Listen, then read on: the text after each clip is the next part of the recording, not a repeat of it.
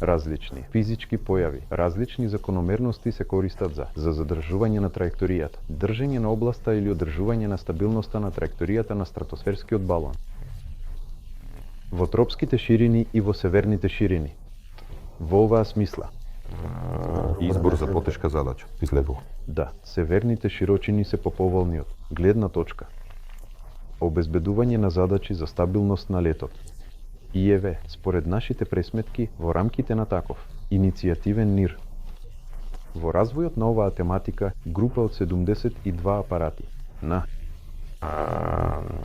нашите северни ширини обезбедува покривање од 80 од целото северно полушарие.